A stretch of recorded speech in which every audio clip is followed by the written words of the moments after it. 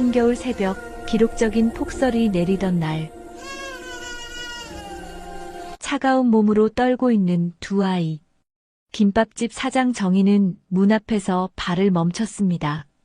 눈에 반쯤 파묻힌 종이 상자. 그 안에는 얼어 죽기 직전에 갓난 쌍둥이가 있었어요. 상자 위에는 떨리는 글씨로 쓰인 쪽지 한 장. 죄송합니다. 잘 부탁드립니다. 정희는 그날 생애 가장 큰 선택을 했습니다. 하지만 8년 후 충격적인 진실이 밝혀지는데요. 이 아이들의 정체는 과연 무엇이었을까요? 그리고 왜 버려졌던 걸까요? 지금부터 그 이야기를 시작합니다. 오늘의 사연이 궁금하시면 끝까지 시청해주세요.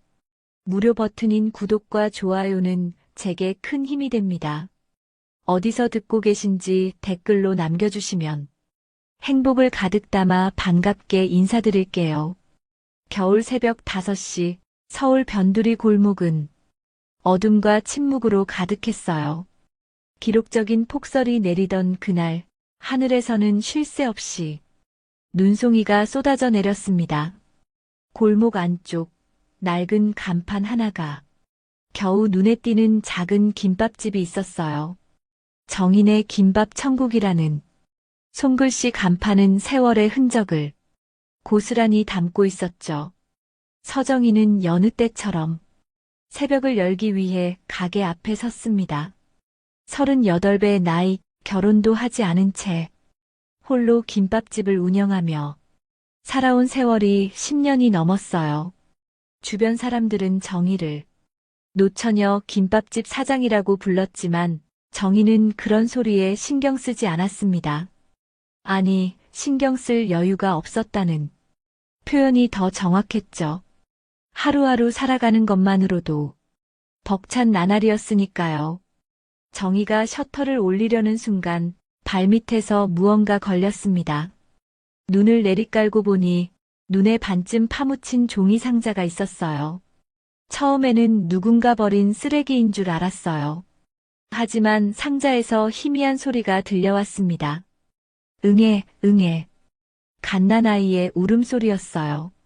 정희의 심장이 세차게 뛰기 시작했습니다. 떨리는 손으로 상자 뚜껑을 열자 믿을 수 없는 광경이 펼쳐졌어요. 낡은 이불에 꽁꽁 쌓인 갓난 쌍둥이가 그곳에 있었습니다. 두 아이는 추위에 떨며 작게 울고 있었어요.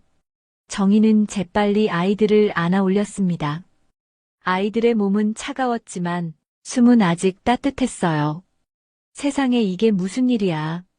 정희의 입에서 작은 신음이 흘러나왔습니다. 상자 위에는 쪽지 한 장이 놓여 있었어요. 떨리는 글씨로 쓰인 짧은 문장이었습니다. 죄송합니다. 잘 부탁드립니다. 그게 전부였어요. 누가, 왜 이 아이들을 여기에 두고 갔는지에 대한 설명은 없었습니다. 다만 그 짧은 문장 속에서 정희는 절망과 애원을 동시에 느낄 수 있었어요. 어떤 사정이 있었기에 이토록 추운 새벽에 아이들을 버리고 간 걸까요? 정희는 아이들을 안고 가게 안으로 들어갔습니다. 보일러를 최대로 틀고 따뜻한 물수건으로 아이들의 몸을 조심스럽게 닦아주었어요. 두 아이는 너무나도 작았습니다. 태어난 지 몇 주 되지 않은 것처럼 보였어요.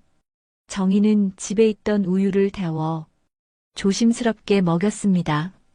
아이들은 배고팠는지 우유를 꿀꺽꿀꺽 삼켰어요. 한 아이는 눈을 반짝이며 정희를 바라봤고 다른 아이는 고개를 약간 들어 정희의 얼굴을 응시했습니다. 그 순간 정희의 가슴 한편이 뜨거워졌어요. 아이들이 잠든 후 정희는 가만히 그들을 내려다보았습니다. 작고 여린 손, 가늘게 떨리는 눈꺼풀, 조용한 숨소리.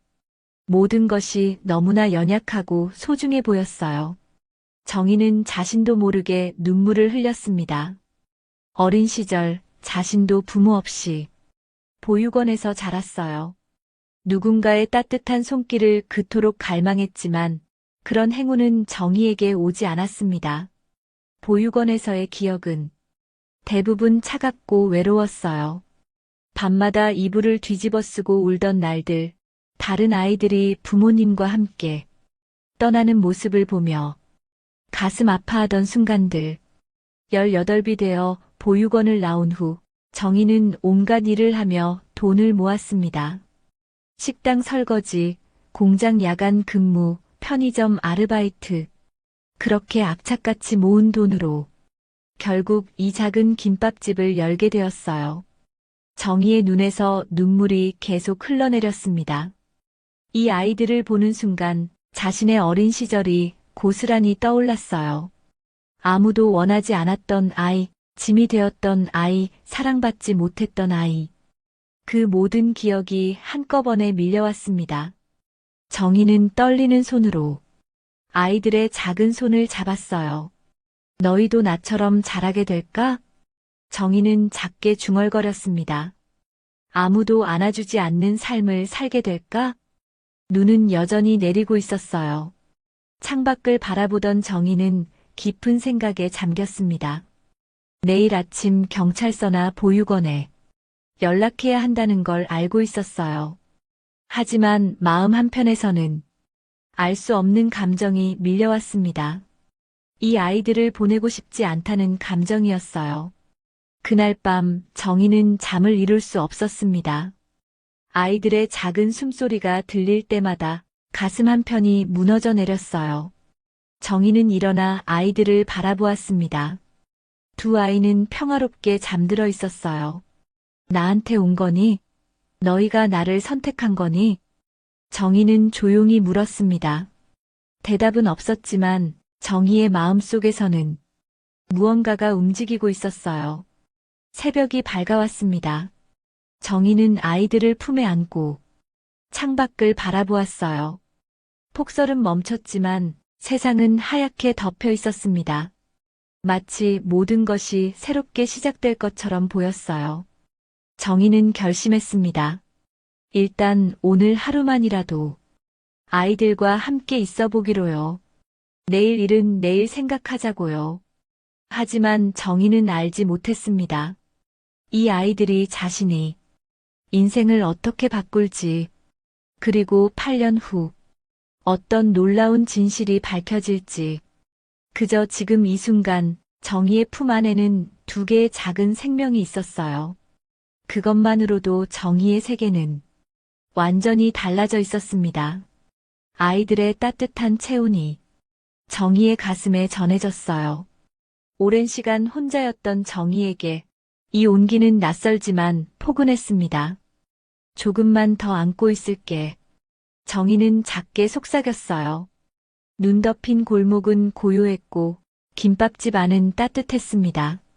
사흘이 지났습니다. 정희는 결국 보육원에 연락했어요. 현실은 냉정했고 김밥집 하나로 아이 둘을 키운다는 건 무모한 일이었으니까요. 통장 잔고는 늘 빠듯했고 월세도 밀린 상태였습니다. 정희는 거울 앞에 서서 자신을 바라봤어요. 내가 뭘 할 수 있겠어. 작게 중얼거리며 고개를 저었습니다. 하지만 아이들을 볼 때마다 마음이 흔들렸어요. 보육원 상담사는 친절했습니다. 아이들을 데리고 오시면 됩니다. 좋은 가정을 찾아드릴게요. 전화를 끊은 후 정희는 한참을 멍하니 앉아 있었어요. 약속된 날이 다가왔습니다. 정희는 아이들을 깨끗하게 씻기고 새 옷을 입혔어요. 마지막 남은 돈으로 산 작은 옷이었습니다. 아이들은 새 옷을 입고 정희를 바라봤어요. 정희는 아이들을 안고 집을 나섰습니다. 보육원까지 가는 버스 안 정희의 손은 계속 떨렸어요. 창밖을 보며 정희는 생각했습니다. 이게 맞는 거겠지. 아이들을 위해서는 이게 나아. 보육원 앞에 도착했습니다. 오래된 건물이었지만 깨끗하게 관리되어 있었어요. 정희가 문 앞에 서자 상담사가 나와 반갑게 맞이했습니다. 오셨군요. 아이들 참 예쁘네요. 정희는 고개를 끄덕였습니다. 상담사가 서류를 꺼내며 설명하기 시작했어요. 여기 서명만 하시면 됩니다. 아이들은 저희가 잘 돌볼게요. 정희는 펜을 들었습니다. 손이 떨려서 글씨가 제대로 써지지 않았어요. 그때였습니다. 품에 안긴 쌍둥이 중 한 아이가 정희를 똑바로 바라봤어요. 그리고 환하게 웃었습니다. 생후 몇 주밖에 되지 않은 아이가 정희를 보며 웃고 있었어요. 다른 아이도 마치 형제의 웃음을 따라하듯 함께 웃었습니다. 그 순간 정희의 세계가 멈췄어요. 펜이 손에서 떨어졌습니다. 정희의 눈에서 눈물이 주르르 흘러내렸어요. 나도 누군가 한 번만 안아줬으면 좋았을 텐데. 정희는 떨리는 목소리로 중얼거렸습니다. 보육원 시절 단 한 번도 누군가 자신을 안아주지 않았던 기억이 떠올랐어요. 추울 때도 아플 때도 외로울 때도 혼자였습니다. 그런데 지금 이 아이들은 자신을 보며 웃고 있었어요. 마치 우리를 안아줘요, 우리를 지켜줘요라고 말하는 것 같았습니다. 정희는 상담사를 바라봤어요. 죄송합니다. 저 조금만 더 생각해봐도 될까요? 상담사는 놀란 표정으로 정희를 바라봤습니다. 하지만 이미 서류를 준비했는데요. 정말 죄송해요. 제가 너무 성급했던 것 같아요. 정희는 아이들을 꼭 껴안았습니다. 상담사는 한숨을 쉬며 고개를 저었어요. 생각을 정리하시고 다시 연락주세요. 정희는 고개를 숙여 인사하고 아이들을 안고 밖으로 나왔습니다. 보육원 문을 나서는 순간 정희는 비로소 숨을 쉴 수 있었어요. 미안해, 너희를 어떻게 보낼 수 있겠니? 정희는 아이들에게 작게 속삭였습니다. 집으로 돌아가는 길, 정희의 마음은 복잡했어요. 어떻게 키울지, 무엇을 먹일지, 어디서 재울지 막막했습니다.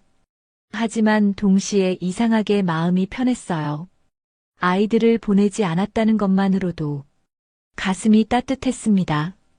김밥집에 도착한 정희는 아이들을 조심스럽게 내려놓았어요. 이제부터 우리 셋이 가족이야. 정희는 아이들을 보며 말했습니다. 엄마가 될게. 서툴고 부족하지만 최선을 다할게. 아이들은 정희를 바라보며 작게 움직였어요. 그날 밤 정희는 아이들의 이름을 지었습니다. 민우와 민서, 백성민, 우주우, 백성민, 책서. 정희는 이름을 부르며 아이들을 쓰다듬었어요. 민우야, 민서야, 엄마가 잘할 수 있을까? 아이들은 대답 대신 작은 손을 움직였습니다. 정희는 아이들의 손을 잡았어요. 엄마 성을 따라 서민우, 서민서. 우리 이제 진짜 가족이야. 그렇게 세 사람의 가족이 시작되었습니다. 다음 날부터 정희의 하루는 완전히 달라졌어요. 새벽 4시에 일어나 아이들에게 우유를 먹이고 기저귀를 갈았습니다. 그리고 서둘러 김밥집 준비를 했어요. 아이들은 김밥집 한쪽에 마련된 작은 공간에서 잠을 잤습니다. 손님이 오면 정희는 재빨리 김밥을 말고 아이들이 울면 달려가 달랬어요. 하루하루가 전쟁 같았습니다. 하지만 정희는 불평하지 않았어요. 아이들이 자신을 보며 웃을 때마다 모든 피로가 사라졌으니까요. 단골 손님들은 정희의 변화를 눈치챘습니다. 사장님, 애기 키우세요? 네, 쌍둥이에요. 정희는 밝게 대답했어요. 결혼하셨어요? 아니요, 그냥 인연이 닿아서요. 손님들은 고개를 갸우뚱했지만 더 묻지 않았습니다. 그렇게 시간이 흘렀어요.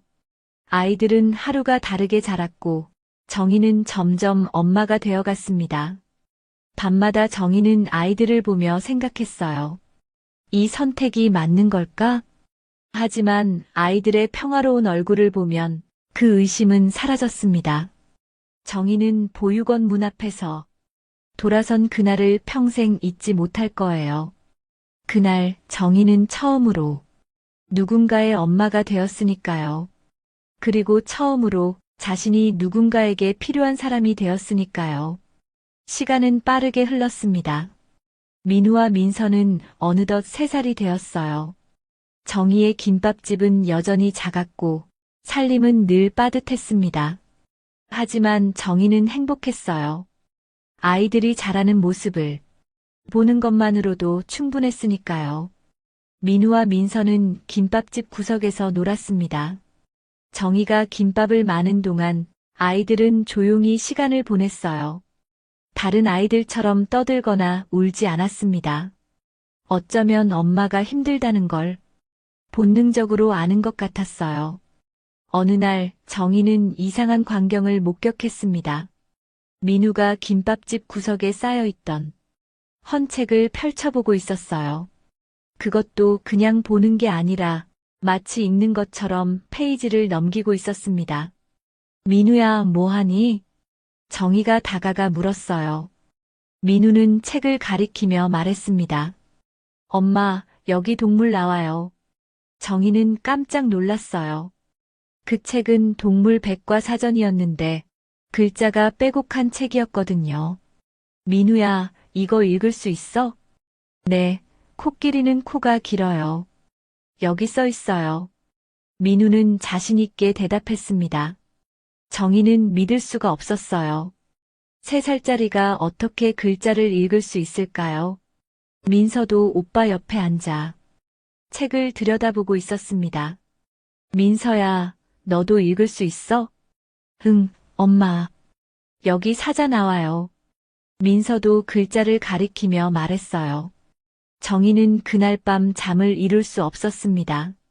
아이들이 특별하다는 걸 느꼈지만 어떻게 해야 할지 몰랐어요. 다음 날 정희는 도서관에 가서 아동 발달 책을 빌려왔습니다. 책에는 이렇게 쓰여 있었어요. 대부분의 아이들은 5살에서 6살 사이에 글을 읽기 시작합니다. 정희는 책을 덮었어요. 민우와 민서는 겨우 3살이었습니다.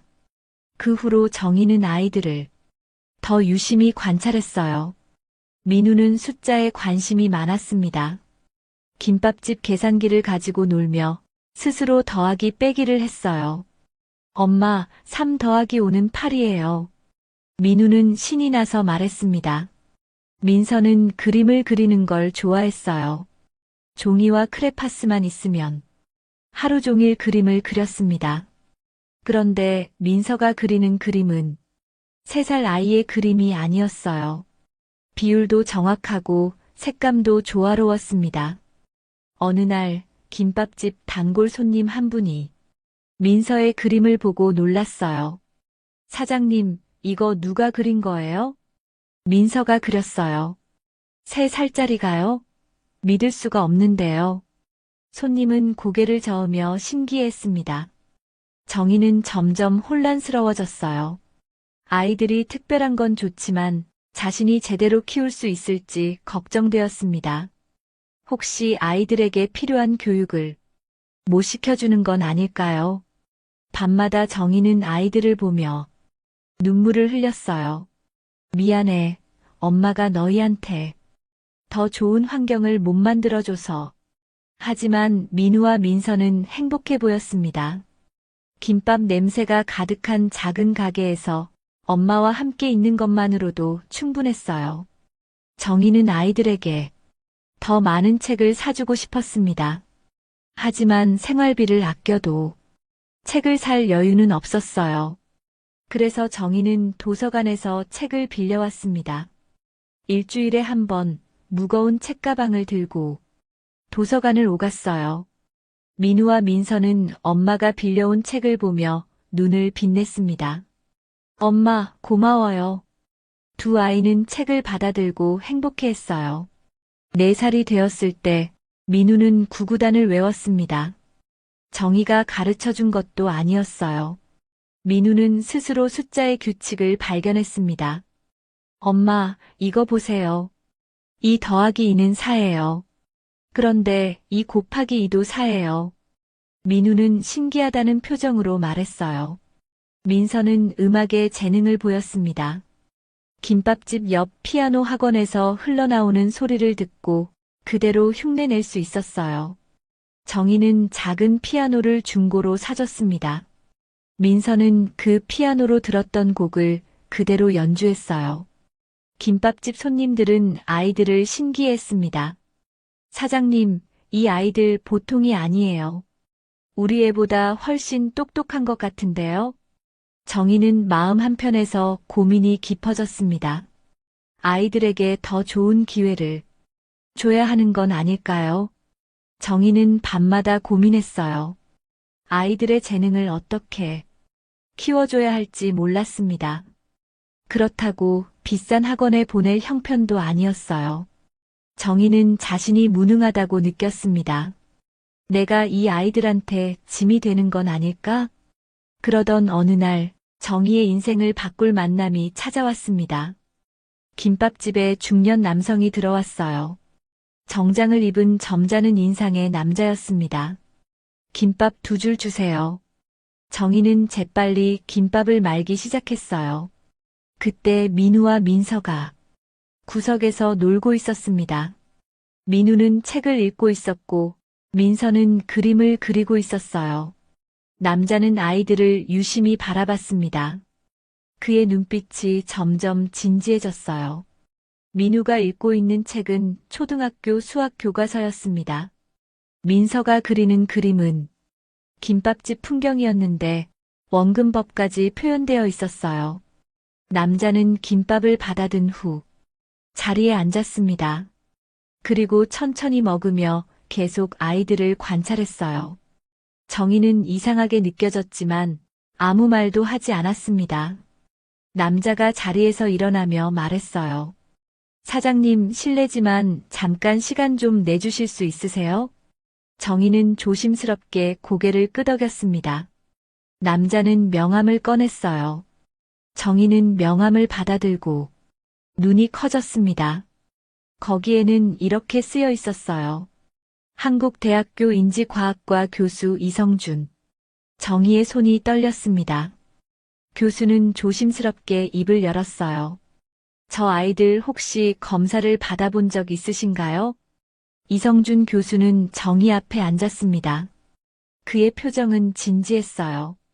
사장님, 제가 30년 넘게 학생들을 가르쳐 왔는데요. 교수는 잠시 말을 멈추고 민우와 민서를 바라봤어요. 저 아이들은 제가 본 중에서 가장 특별합니다. 정희는 긴장한 표호로 물었어요.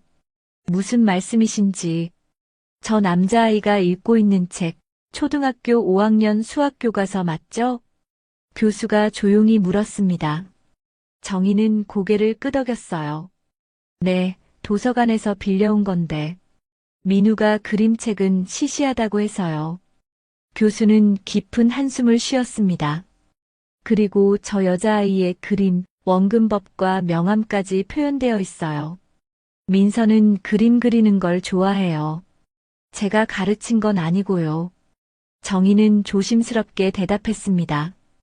교수는 테이블에 손을 올리고 정희를 똑바로 바라봤어요. 사장님, 아이들 나이가 어떻게 되나요? 4살이요. 곧 5살이 돼요. 교수의 눈이 더 커졌습니다.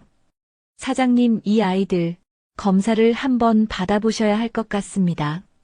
검사요? 정희는 불안한 표정을 지었어요. 혹시 아이들이 어디 아픈 건가요? 교수는 고개를 저으며 미소 지었습니다. 아니요, 그 반대예요. 이 아이들은 천재일 가능성이 높습니다. 정희는 멍하니 교수를 바라봤어요. 천재라는 단어가 실감나지 않았습니다. 천재요? 우리 민우랑 민서가요? 네, 제가 확신합니다. 하지만 정확한 검사를 받아봐야 알 수 있어요. 교수는 가방에서 서류를 꺼냈습니다. 제가 아는 연구소가 있어요. 거기서 무료로 검사를 받을 수 있습니다. 정희는 서류를 받아들고 한참을 들여다봤어요. 머릿속이 복잡했습니다. 교수님, 저는 그냥 아이들이 행복하면 되는데요. 교수는 정희의 손을 가만히 잡았습니다. 사장님, 천재는 축복이지만 동시에 저주가 될 수도 있어요. 무슨 말씀이세요? 재능을 제대로 키워주지 못하면 아이들이 평생 괴로워할 수 있습니다. 교수의 목소리는 진지했어요. 하지만 적절한 교육을 받으면 그 재능이 아이들과 세상을 위한 선물이 될 수 있죠. 정희는 눈물이 핑 돌았습니다. 저는 가난해요. 아이들한테 좋은 교육을 시켜줄 형편이 안 돼요. 교수는 고개를 저었어요. 돈 걱정은 하지 마세요. 장학 프로그램이 있습니다. 정말요? 네, 재능 있는 아이들을 위한 지원 제도가 많아요. 제가 도와드릴게요. 정희는 한참을 고민했습니다. 그리고 민우와 민서를 바라봤어요. 아이들은 여전히 조용히 놀고 있었습니다. 알겠어요. 한번 받아보겠습니다. 정희는 결심한 듯 말했어요. 일주일 후 정희는 민우와 민서를 데리고 연구소를 찾았습니다. 큰 건물에 들어서자 아이들은 신기한 듯 주위를 둘러봤어요. 엄마, 여기 뭐 하는 곳이에요? 민우가 물었습니다. 민우랑 민서가 재미있는 게임을 할 거야. 정희는 아이들을 안심시켰어요. 검사실에 들어가자 여러 명의 전문가들이 기다리고 있었습니다. 이성준 교수도 함께 있었어요. 사장님, 걱정하지 마세요. 아이들은 그냥 놀이처럼 느낄 거예요. 교수가 정희를 안심시켰습니다. 검사는 3시간 동안 진행되었어요. 정희는 대기실에서 초조하게 기다렸습니다. 손톱을 물어뜯고 계속 시계를 바라봤어요. 마침내 검사가 끝났습니다. 민우와 민서가 밝은 얼굴로 나왔어요. 엄마, 재미있었어요. 민서가 정희에게 달려왔습니다. 나도요. 퍼즐 맞추기 했어요. 민우도 신나서 말했어요. 교수와 연구원들이 나왔습니다. 그들의 표정은 놀라움으로 가득했어요. 사장님, 결과를 말씀드려야 할 것 같습니다. 교수가 정희를 상담실로 안내했습니다. 상담실 책상 위에는 두툼한 검사 결과지가 놓여 있었어요. 교수는 천천히 입을 열었습니다. 민우와 민서의 지능지수는 상위 0.01%에 해당합니다. 정희는 그 말의 의미를 이해하지 못했어요. 그게 어떤 의미인가요? 10,000명 중 1명 정도만 이 수준에 도달한다는 뜻입니다. 연구원이 설명했어요. 더 놀라운 건 민우는 수리 논리 영역에서, 민서는 공간인지 영역에서 각각 천재 수준을 보였다는 거예요. 정희는 검사지를 붙들고 한참을 바라봤습니다. 숫자들과 그래프가 빼곡히 적혀 있었어요. 하지만 정희의 눈에는 그 어떤 글자도 들어오지 않았습니다. 눈물만 계속 흘러내렸어요. 사장님, 괜찮으세요? 교수가 걱정스럽게 물었습니다. 저는 정희는 떨리는 목소리로 말했어요. 제가 이 아이들 인생을 망치면 어떡하죠? 아니요, 사장님이 이미 잘 키우고 계세요. 교수는 정희의 어깨를 두드렸습니다. 민우와 민서는 정서적으로 매우 안정되어 있어요. 그게 가장 중요합니다. 정말요? 정희는 눈물을 닦으며 물었어요. 네, 많은 영재들이 정서적으로 불안한 경우가 많거든요. 연구원이 덧붙였습니다. 하지만 이 아이들은 달라요. 사랑받고 있다는 걸 확실히 느끼고 있어요. 정희는 그제야 안도의 한숨을 쉬었습니다. 이제부터가 중요합니다. 아이들에게 적절한 교육을 제공해야 해요. 교수가 말했어요. 저희가 장학 프로그램을 연결해 드리겠습니다. 그날 이후 정희의 삶은 또다시 달라졌습니다. 민우와 민서는 주말마다 특별교육 프로그램에 참여하기 시작했어요. 정희는 여전히 김밥을 말았지만 이제는 희망이 생겼습니다. 아이들이 자신의 재능을 마음껏 펼칠 수 있을 거라는 희망이요. 밤마다 정희는 잠든 아이들을 보며 속삭였어요. 고마워. 너희가 내 딸이 되어줘서. 내 아들이 되어줘서. TV에 나온 김밥집 쌍둥이. 시간은 다시 빠르게 흘렀습니다. 민우와 민서는 이제 7살이 되었어요. 장학 프로그램 덕분에 체계적인 교육을 받기 시작했습니다. 하지만 정희는 한 가지를 고집했어요. 아이들이 김밥집에서 함께 지내는 시간만큼은 지키겠다는 것이었습니다. 민우야, 민서야, 숙제 다 했어? 정희가 김밥을 말며 물었어요. 네, 엄마. 다 했어요. 두 아이는 밝게 대답했습니다. 여전히 김밥집 한쪽 구석은 아이들의 공부방이었어요. 작은 책상 2개와 책장이 전부였지만 아이들에게는 최고의 공간이었습니다. 어느 날 이성준 교수가 김밥집을 찾아왔어요. 표정이 심상치 않았습니다. 사장님, 좋은 소식이 있어요. 교수는 미소를 지으며 말했습니다. 방송국에서 연락이 왔어요. 영재 아동 특집 프로그램을 만든대요. 정희는 고개를 갸우뚱했어요. 그게 무슨 의미죠? 민우와 민서를 소개하고 싶대요. 물론 사장님이 허락하셔야 하지만요. 정희는 즉시 고개를 저었습니다. 안 돼요. 아이들을 구경거리로 만들 순 없어요. 교수는 정희의 반응을 예상했다는 듯 말했어요. 사장님 마음은 이해합니다. 하지만 긍정적인 면도 있어요. 무슨 긍정적인 면이요? 많은 재능 있는 아이들이 숨어 지내고 있어요. 지원받지 못하고요. 교수는 진지하게 설명했습니다. 민우와 민서의 이야기가 알려지면 그런 아이들에게 희망이 될 수 있어요. 정희는 한참을 고민했습니다. 그리고 민우와 민서를 불렀어요. 민우야, 민서야. TV에 나가고 싶어? TV요? 민우의 눈이 반짝였습니다. 우리가 TV에 나갈 수 있어요? 민서도 신기했어요. 응, 근데 많은 사람들이 너희를 볼 거야. 괜찮겠어? 정희가 조심스럽게 물었습니다. 민우와 민서는 서로를 바라봤어요. 그리고 동시에 고개를 끄덕였습니다. 네, 괜찮아요. 엄마도 같이 나가는 거죠? 민우가 물었어요. 그럼 엄마도 같이 가야지. 정희는 아이들을 꼭 안았습니다. 한 달 후 촬영이 시작되었어요. 방송국 스튜디오는 김밥집과는 완전히 다른 세계였습니다.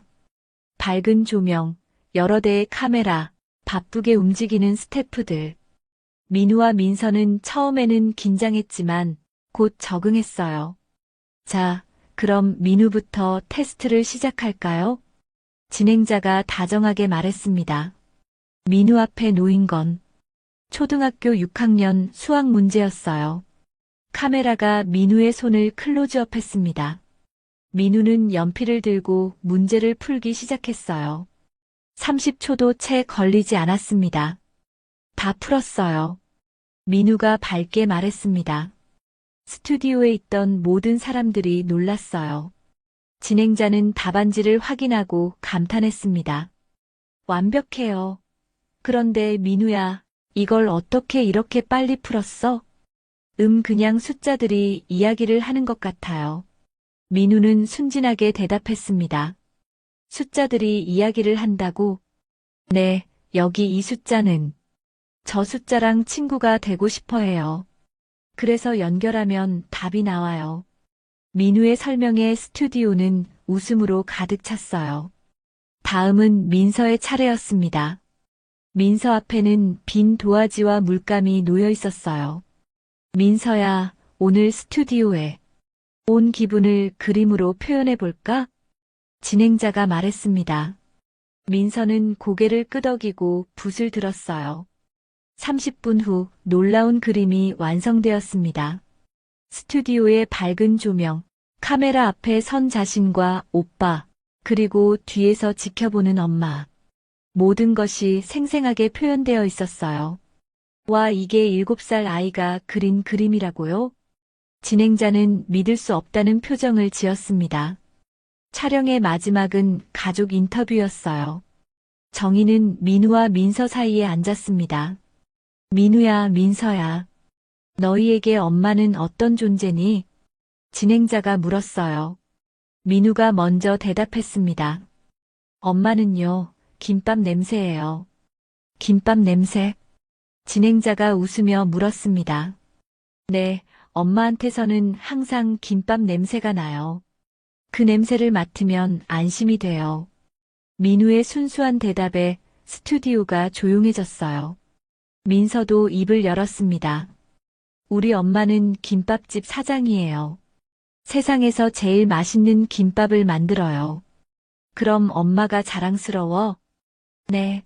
엄마는 우리를 선택해줬어요. 그게 제일 자랑스러워요. 민서의 대답에 정희의 눈에 눈물이 맺혔습니다.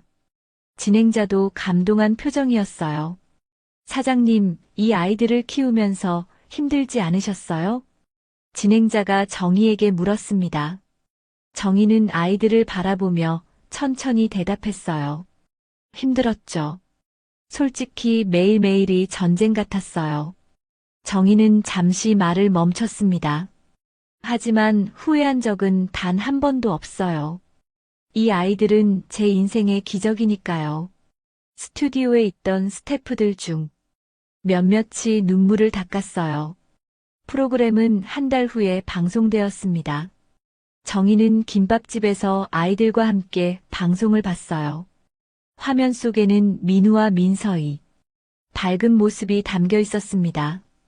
우리 진짜 TV에 나왔네. 민서가 신기해하며 소리쳤어요. 방송이 끝난 후 김밥집 전화기가 쉴 새 없이 울렸습니다. 친구들, 손님들, 그리고 기자들까지 모두가 민우와 민서에 대해 궁금해했어요. 다음 날 김밥집 앞에는 사람들이 줄을 섰습니다. 김밥집 쌍둥이를 보고 싶어서 왔어요. 사장님, 김밥 먹고 싶어요. 정희는 당황했지만 최선을 다해 김밥을 말았어요. 민우와 민서는 평소처럼 구석에서 공부하고 놀았습니다. 하지만 모든 사람들의 시선이 아이들을 향했어요.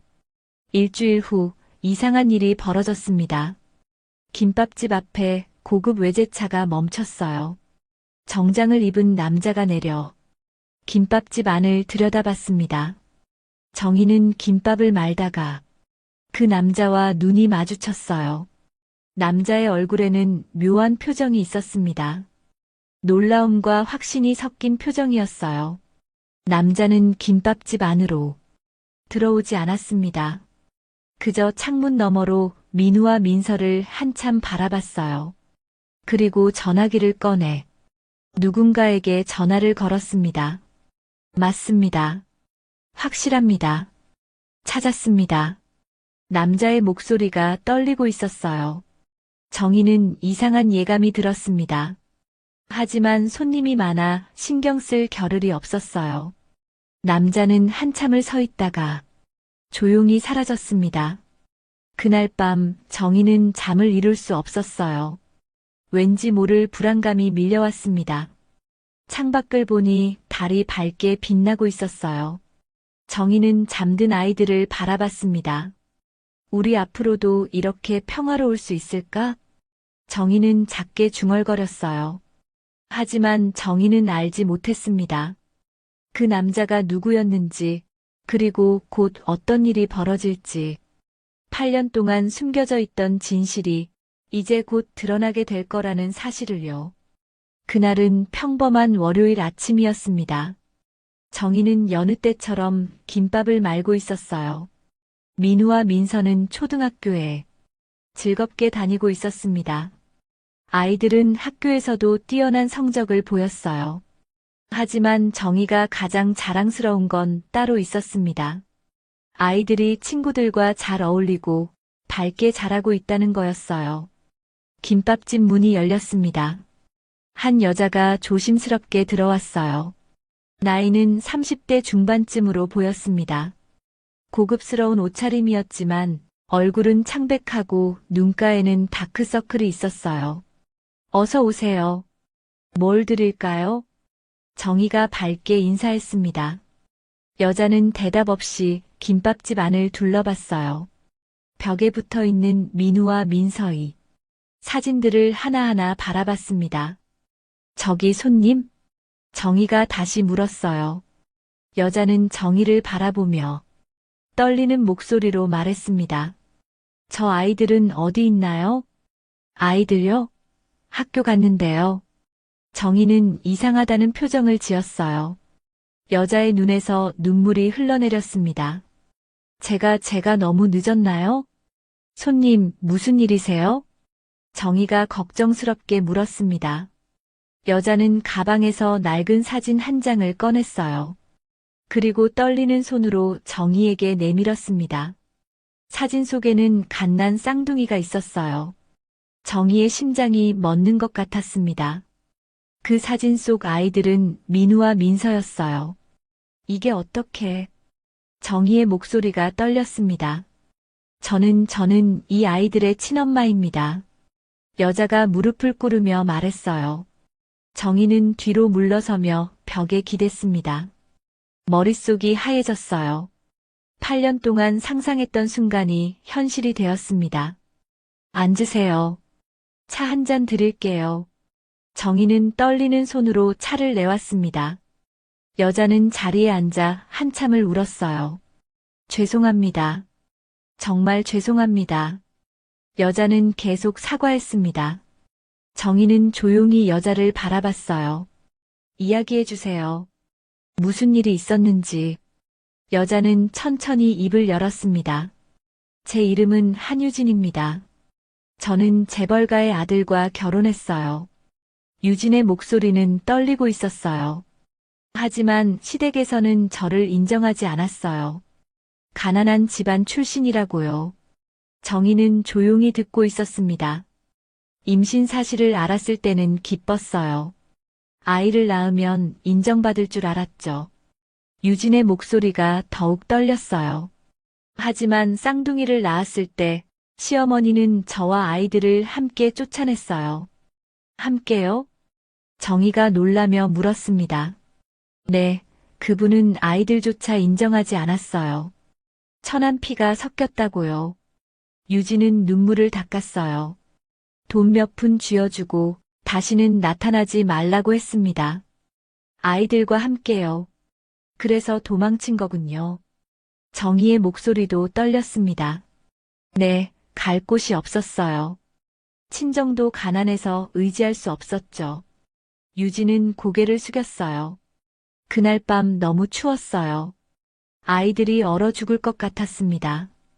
그래서 김밥집 앞에, 네, 이 김밥집에 불이 켜져 있는 걸 봤어요. 따뜻해 보였어요. 유진은 얼굴을 감싸며 울었어요. 저는 살 방법이 없었어요. 제가 키울 수 없다고 판단했습니다. 정희는 유진을 바라봤습니다. 분노와 연민이 동시에 밀려왔어요. 그럼 왜 이제야 온 거예요? 정희가 물었습니다. 방송을 봤어요. TV에서 아이들을 봤습니다. 유진이 고개를 들었어요. 그렇게 밝게 웃는 아이들을 보고 저는 안심했어요. 잘 자라고 있구나. 그럼 그냥 지나갈 수도 있었잖아요. 정희의 목소리가 높아졌습니다. 네, 그럴 수도 있었어요. 하지만 유진은 잠시 말을 멈췄습니다.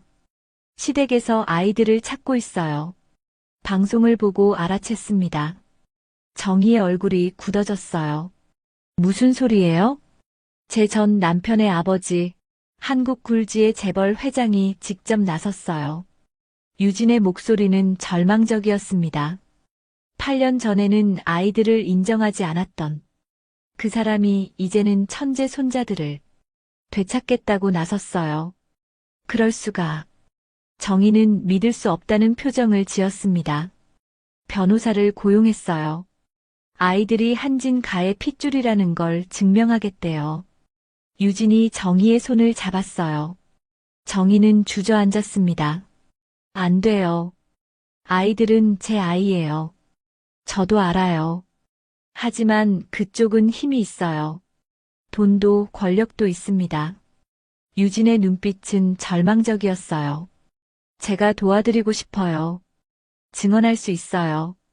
증언이요? 네, 시댁에서 우리를 쫓아냈다고요. 아이들을 인정하지 않았다고요. 유진의 눈빛은 진지했습니다.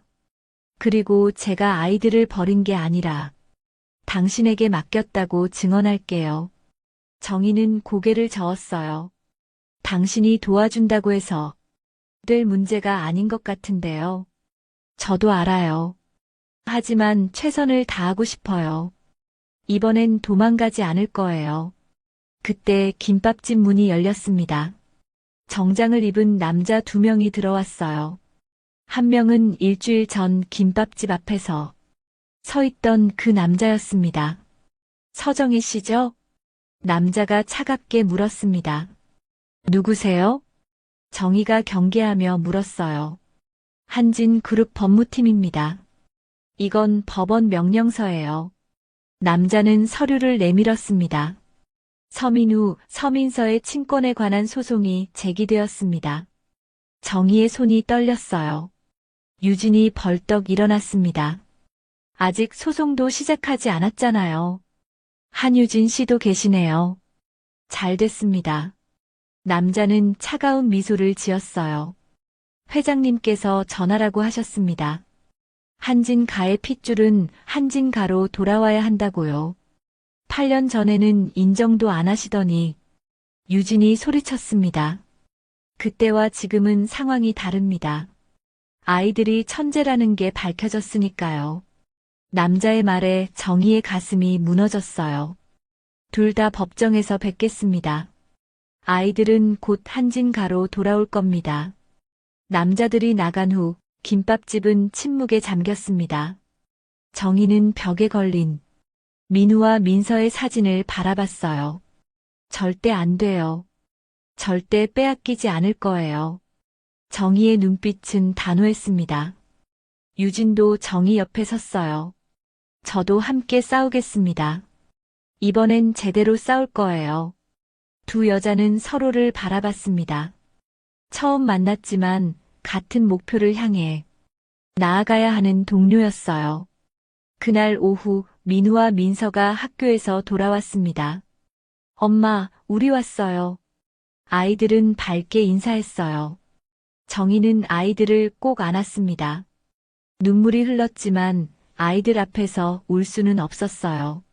민우야, 민서야. 엄마가 너희를 지킬게. 정희는 작게 속삭였습니다. 하지만 아이들은 그 의미를 알지 못했어요. 그저 엄마가 자신들을 안아주는 게 좋았습니다. 법정 다툼은 3달 동안 이어졌습니다. 정희는 변호사를 구할 돈도 없었어요. 하지만 이성준 교수가 인권 변호사를 연결해줬습니다. 이건 정의의 문제예요. 돈으로 아이들을 빼앗을 순 없어요. 변호사는 무료로 사건을 맡았습니다. 하지만 상대는 달랐어요. 한진그룹은 국내 최고의 로펌을 고용했습니다. 법정은 매번 전쟁터였어요. 서정희 씨는 법적으로 아이들의 보호자가 아닙니다. 한진그룹 측 변호사가 주장했어요. 아이들은 한진가의 적법한 상속인입니다. 정희의 변호사가 반박했습니다. 하지만 8년 동안 한진가는 아이들을 찾지 않았어요. 그건 아이들의 존재를 몰랐기 때문입니다. 거짓말이었어요. 한유진은 증언했습니다. 시댁에서 저와 아이들을 쫓아냈어요. 인정하지 않았습니다. 하지만 한진그룹은 유진의 말을 부정했어요. 한유진 씨는 정신적으로 불안정합니다. 신빙성이 없어요. 그들은 온갖 방법으로 유진을 공격했습니다. 정희는 매일 밤 울었어요. 아이들 앞에서는 웃었지만 혼자 있을 때는 무너졌습니다. 엄마, 요즘 왜 자주 법원에 가요? 민우가 어느 날 물었습니다. 응, 엄마가 처리할 일이 있어서 그래. 정희는 최대한 밝게 대답했어요. 우리 때문에 힘든 거 아니에요? 민서가 걱정스럽게 물었습니다. 아니야, 전혀. 엄마는 너희랑 있을 때가 제일 행복해. 정희는 아이들을 꼭 안았어요. 하지만 아이들은 느끼고 있었습니다. 무언가 이상하다는 걸요. 그리고 마침내 판결이 나왔습니다. 법원은 생물학적 부모의 권리를 인정합니다. 판사의 목소리가 법정에 울려 퍼졌어요. 서민우, 서민선은 한진가로 인도되어야 합니다. 정희는 그 자리에서 주저앉았습니다. 안 돼요. 재판장님, 안 됩니다. 하지만 판결은 번복되지 않았어요. 한 달 후 검은 외제차가 김밥집 앞에 멈췄습니다. 민우와 민서는 학교에서 돌아오는 길이었어요. 민우야, 민서야. 정희가 아이들을 부르며 달려갔습니다. 하지만 정장을 입은 남자들이 정희를 막았어요. 서정희 씨, 법원 명령입니다. 방해하지 마세요. 한진그룹 회장이 차에서 내렸습니다. 이른이 넘은 노인이었지만 카리스마가 넘쳤어요. 민우야, 민서야. 나는 너희 할아버지란다. 회장은 무릎을 꿇고 아이들과 눈높이를 맞췄습니다. 할아버지요? 민우가 혼란스러운 표정을 지었어요. 그래, 너희는 우리 집안의 소중한 아이들이야. 이제 집으로 가자. 싫어요. 우리 집은 여기예요. 민서가 소리치며 정희에게 달려갔습니다. 민우도 정희의 품에 안겼어요. 엄마, 우리 안 갈래요. 정희는 아이들을 꼭 껴안았습니다. 안 보내요. 절대 안 보내요. 하지만 남자들이 강제로 아이들을 떼어냈어요. 엄마, 엄마. 아이들의 울음소리가 골목에 울려 퍼졌습니다. 민우야, 민서야. 정희도 울부짖었어요. 하지만 차는 아이들을 태우고 떠났습니다. 정희는 그 자리에 주저앉아 한참을 울었어요. 한유진이 달려와 정희를 안았습니다. 죄송해요. 정말 죄송해요. 두 여자는 김밥집 앞에서 함께 울었어요. 민우와 민서는 강남이 거대한 저택에 도착했습니다. 집은 궁전처럼 컸어요. 수영장, 정원, 거대한 방들. 모든 게 완벽했습니다. 여기가 너희 집이란다. 이제부터 여기서 살 거야. 회장이 말했어요. 하지만 민우와 민서는 대답하지 않았습니다. 그저 서로의 손을 꼭 잡고 있을 뿐이었어요. 배고프지? 뭐든지 먹고 싶은 거 시켜줄게. 집사가 다정하게 말했습니다. 김밥 먹고 싶어요. 민서가 작게 말했어요. 엄마가 만든 김밥이요. 민우도 울먹였습니다. 어른들은 당황했어요. 김밥? 그런 건 안 돼. 너희는 이제 제대로 된 음식을 먹어야 해. 회장의 부인이 차갑게 말했습니다. 그날 밤 민우와 민서는 각자의 방에서 잤습니다. 태어나서 처음으로 떨어져 잔 밤이었어요. 민서는 밤새 울었습니다. 오빠, 엄마. 민우는 침대에 누워 천장을 바라봤어요. 김밥집 천장에는 형광별 스티커가 붙어 있었습니다. 하지만 여기 천장에는 아무것도 없었어요. 일주일이 지났습니다. 민우와 민서는 말을 잃어갔어요. 학교도 전학을 갔습니다. 최고의 사립 초등학교였지만 친구들은 차가웠어요. 쟤네 김밥집에서 살았대. 진짜? 냄새 나지 않아? 아이들의 수군거림이 들렸습니다. 민서는 더 이상 그림을 그리지 않았어요. 민우는 책을 읽지 않았습니다. 2주가 지나자 민서가 밥을 먹지 않기 시작했어요. 민서야, 먹어야지. 간호사가 걱정스럽게 말했습니다. 하지만 민서는 고개를 저었어요. 엄마, 김밥 아니면 안 먹을 거예요. 민우도 마찬가지였습니다. 점점 말수가 줄어들고 눈빛이 흐려졌어요. 한 달 후 의사가 회장을 찾아왔습니다. 아이들이 우울증 진단을 받았습니다. 뭐라고? 회장은 믿을 수 없다는 표정을 지었어요. 이대로 두면 위험합니다. 심리적으로 매우 불안정해요. 의사는 진지하게 말했습니다. 계속 엄마를 찾고 있어요. 서정희 씨를요. 회장은 한숨을 쉬었습니다. 그날 밤 회장은 민우와 민서의 방을 찾아갔어요. 두 아이는 침대에 누워 천장을 바라보고 있었습니다. 민우야, 민서야. 회장이 조용히 불렀어요. 하지만 아이들은 반응하지 않았습니다. 할아버지가 미안하구나. 할아버지가 잘못 생각했어. 회장의 목소리가 떨렸어요. 너희를 행복하게 해주고 싶었는데 오히려 아프게 했구나. 민서가 천천히 고개를 돌렸습니다. 할아버지, 우리 엄마한테 갈 수 있어요? 엄마 보고 싶어요. 민우도 작게 말했어요. 회장의 눈에서 눈물이 흘렀습니다. 평생 울지 않았던 사람이 처음으로 눈물을 보였어요. 그래, 가자. 엄마한테 가자. 회장은 결심했습니다. 아이들을 키운 건 돈이 아니라 사랑이었다는 걸 그제야 깨달았습니다. 다음 날 아침 김밥집 앞에 다시 검은 외제차가 멈췄습니다. 정희는 김밥을 말다가 손을 멈췄어요. 또 무슨 일인지 두려웠습니다. 하지만 차 문이 열리고 나온 건 민우와 민서였어요. 엄마, 엄마. 두 아이는 정희를 보자마자 달려왔습니다. 정희는 믿을 수 없다는 표정으로 아이들을 바라봤어요. 민우야? 민서야? 정희는 무릎을 꿇고 아이들을 꼭 안았습니다. 엄마, 보고 싶었어요. 민서가 정희의 품에 안겨 울었어요. 엄마, 우리 이제 집에 있을 수 있어요? 민우도 눈물을 흘리며 물었습니다. 정희는 아이들을 놓지 않았어요. 한 달 만에 다시 아는. 아이들은 훨씬 말랐습니다. 회장이 차에서 내렸어요. 정희는 아이들을 뒤로 숨기며 경계했습니다. 또 뭐 하러 오신 거예요? 정희의 목소리는 차가웠어요. 회장은 김밥집 앞에서 깊게 고개를 숙였습니다. 죄송합니다. 정희는 놀라서 회장을 바라봤어요. 제가 잘못 생각했습니다. 회장의 목소리는 떨리고 있었습니다. 저는 아이들에게 좋은 환경을 주면 행복할 거라고 생각했어요.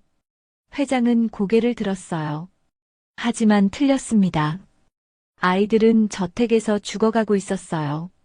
정희는 회장의 얼굴을 보았습니다. 후회와 슬픔으로 가득했어요. 밥도 안 먹고 말도 안 하고 그림도 그리지 않았습니다. 회장은 계속 말했어요. 의사가 말하더군요. 우울증이라고요. 8살 아이가요. 정희의 눈에서도 눈물이 흘렀습니다. 이 아이들의 어머니는 당신입니다. 회장은 정희를 똑바로 바라봤어요. 제가 인정합니다. 법적으로는 제가 이겼지만 진짜로는 졌습니다. 무슨 말씀이세요? 정희가 떨리는 목소리로 물었습니다. 아이들을 돌려드리겠습니다. 여기서 키우세요. 회장의 말에 정희는 믿을 수 없다는 표정을 지었어요. 정말요? 네, 대신 제가 부탁이 있습니다. 회장은 잠시 말을 멈췄습니다. 아이들의 교육비, 생활비, 모든 걸 지원하게 해주세요. 저는 돈이 필요 없어요. 정희가 단호하게 말했어요. 알고 있습니다. 하지만 아이들을 위해서입니다. 회장은 진지했습니다. 이 아이들은 천재예요. 제대로 된 교육을 받아야 합니다. 저도 최선을 다해 키울 거예요. 정희가 대답했어요. 알아요. 하지만 혼자서는 힘듭니다. 제가 돕게 해주세요. 회장은 무릎을 꿇었습니다. 할아버지. 민우가 놀라서 소리쳤어요. 제발, 이 늙은이의 마지막 부탁입니다. 회장의 눈에서 눈물이 흘렀어요. 정희는 한참을 생각했습니다. 그리고 천천히 고개를 끄덕였어요. 알겠습니다. 하지만 한 가지 조건이 있어요. 말씀하세요. 아이들은 이곳에서 저와 함께 살아야 해요. 저택이 아니라 여기요. 정희는 낡은 김밥집을 가리켰습니다. 당연합니다. 아이들은 당신과 함께 있어야 해요. 회장은 고개를 끄덕였어요. 그날 이후 정희와 민우, 민서의 삶은 또다시 변했습니다. 하지만 이번에는 아이들 곁을 떠나지 않았어요. 한진그룹은 김밥집 옆 건물을 매입했습니다. 그곳을 아이들의 교육 공간으로 만들었어요. 최고의 선생님들이 왔지만 아이들은 여전히 김밥집에서 살았습니다. 정희는 여전히 김밥을 말았어요. 민우와 민서는 엄마 옆에서 공부했습니다. 한유진도 자주 찾아왔어요. 처음에는 어색했지만 시간이 지나며 관계가 좋아졌습니다. 정희 씨, 정말 감사해요. 유진이 어느 날 말했습니다. 아이들을 잘 키워줘서요. 우리 아이들이잖아요. 정희는 웃으며 대답했어요. 이제 우리 함께 키워요. 두 여자는 포옹했습니다. 회장도 일주일에 한 번씩 김밥집을 찾았어요. 민우야, 민서야, 할아버지 왔다. 아이들은 할아버지를 보며 웃었습니다. 할아버지, 엄마 김밥 드세요. 민서가 김밥 한 줄을 내밀었어요. 회장은 그 김밥을 받아들고 한 입 베어 물었습니다. 맛있구나. 역시 세상에서 제일 맛있는 김밥이야. 회장은 진심으로 말했어요. 시간은 빠르게 흘렀습니다. 민우와 민서는 건강하게 자랐어요. 초등학교를 졸업하고 중학교, 고등학교를 거쳤습니다. 두 아이는 여전히 천재였지만 그보다 중요한 건 행복한 아이들이었어요. 민우는 수학과 과학에 뛰어났고 민서는 예술과 공학을 결합한 재능을 보였습니다. 18이 되었을 때 두 아이는 명문대학교에 입학했어요. 민우는 물리학과로, 민서는 건축공학과로 진학했습니다. 하지만 여전히 주말이면 김밥집으로 돌아왔어요. 엄마, 우리 왔어요. 어서 와라. 밥 먹었어? 정희는 50을 넘겼지만 여전히 김밥을 말았습니다. 그리고 다시 10년이 흘렀습니다. 민우는 세계적인 물리학자가 되었어요. 양자역학 분야에서 획기적인 발견을 했습니다. 민서는 건축가이자 엔지니어로 활동했어요. 환경 친화적인 건축물을 설계하며 세계의 주목을 받았습니다. 어느 날 대한민국 과학기술 시상식이 열렸습니다. 민우와 민서는 나란히 상을 받았어요. 시상식이 끝난 후 기자들이 인터뷰를 요청했습니다. 민우 박사님, 성공의 비결이 뭔가요? 기자가 물었어요. 민우는 잠시 생각하다가 대답했습니다. 저희 인생 최고의 선택은 김밥집 엄마를 엄마로 선택한 겁니다. 김밥집 엄마요? 기자가 놀라며 물었어요. 네, 저희를 키워주신 분이에요. 돈도 없고 배운 것도 많지 않으셨지만요. 민서가 말을 이었습니다. 하지만 사랑을 주셨어요. 그게 전부였습니다. 저희가 오늘 이 자리에 있는 건 엄마 덕분이에요. 민우의 눈에 눈물이 맺혔어요. 엄마가 없었다면 저희는 아무것도 아니었을 겁니다. 기자들은 감동했어요. 그날 인터뷰는 전국에 방송되었습니다. 정희는 김밥집에서 그 방송을 봤어요. 한유진과 회장도 함께 있었습니다. 우리 아이들 정말 잘 컸어. 정희는 눈물을 닦으며 말했습니다. 당신 덕분이에요. 유진이 정희의 손을 잡았어요. 우리 모두 덕분이지. 회장도 눈물을 흘렸습니다. 그날 저녁 민우와 민서가 김밥집으로 왔어요. 엄마. 두 사람은 이제 다 컸지만 여전히 정희를 엄마라고 불렀습니다. 어서 와라. 김밥 먹을래? 정희가 웃으며 물었어요. 당연하죠. 엄마 김밥이 최고예요. 민서가 밝게 대답했습니다. 네 사람은 작은 식탁에 둘러앉았어요. 정희가 만든 김밥을 먹으며 이야기를 나눴습니다. 엄마, 저희 새로운 프로젝트 시작해요. 민우가 말했어요. 어려운 환경에 있는 영재 아이들을 돕는 재단이요. 정말 정희의 눈이 반짝였습니다. 네, 저희처럼 재능은 있지만 기회가 없는 아이들을 돕고 싶어요. 민서도 말했어요. 재단 이름은 정희재단으로 할 거예요. 정희는 눈물을 흘렸습니다. 고마워, 정말 고마워. 아니에요, 엄마. 감사한 건 저희예요. 민우가 정희를 안았어요.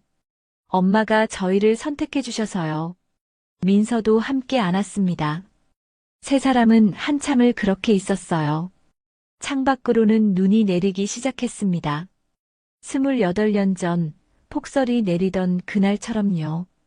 하지만 이제는 달랐습니다. 김밥집은 따뜻했고 가족은 함께였어요. 그리고 그들의 이야기는 많은 사람들에게 희망이 되었습니다. 가족은 피가 아니라 사랑으로 만들어진다는 것을요. 정희는 창밖에 눈을 바라보며 생각했습니다. 그날 아침 내가 셔터를 올렸을 때 정말 다행이었어. 민우와 민서도 창밖을 바라봤어요. 우리도 정말 다행이에요. 엄마를 만나서요. 김밥집의 불은 여전히 밝게 빛나고 있었습니다. 그 빛은 작았지만 누군가에게는 세상에서 가장 따뜻한 빛이었어요. 여러분은 어떻게 생각하시나요? 가족의 진짜 의미는 무엇일까요? 피로 연결된 관계일까요? 아니면 사랑으로 만들어지는 관계일까요? 정의처럼 누군가를 선택하고 끝까지 책임지는 사랑. 그게 진짜 가족 아닐까요? 여러분에게도 이런 특별한 인연이 있나요? 아니면 여러분이라면 정의처럼 할 수 있었을까요? 댓글로 여러분의 생각을 들려주세요. 그리고 이 이야기가 마음에 드셨다면 구독과 좋아요 부탁드려요. 다음에 또 좋은 이야기로 찾아뵙겠습니다. 감사합니다. 항상 건강하시고 행복하세요. 새해 복 많이 받으세요.